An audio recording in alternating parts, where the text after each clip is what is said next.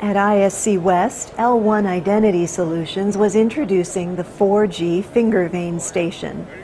The Finger Vein Station is the latest addition to L1's line of biometrics readers and management architecture. It's designed to work where fingerprint biometrics won't.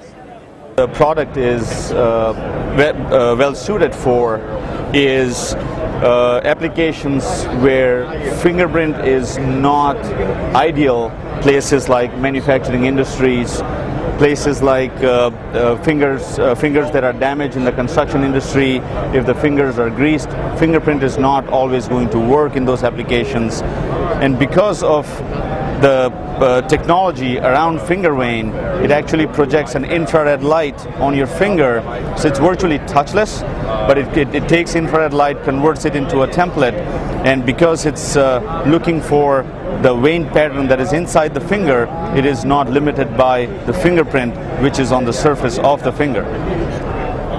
So currently I'm not enrolled on this device, and if I place my finger on it, it's going to look for it and it will reject me. It won't let me in. So as you can see, it has rejected me. Now what I'm going to do is I'm going to do a real life enrollment of my fingerprint. So I'm going to go into the admin menu,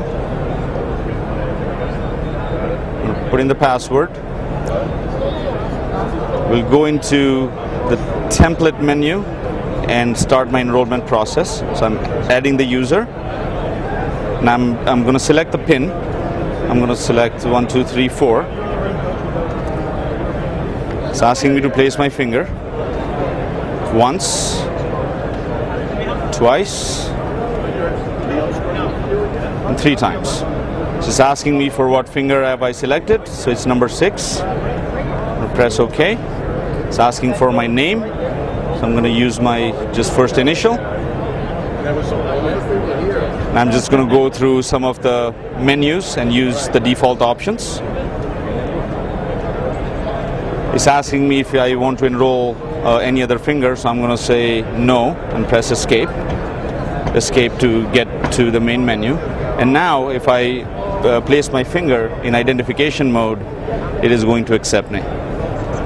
Because it's not using the superficial fingerprint and it's actually looking at the vein pattern inside the finger, it addresses a lot of the privacy concerns that exist in the marketplace today.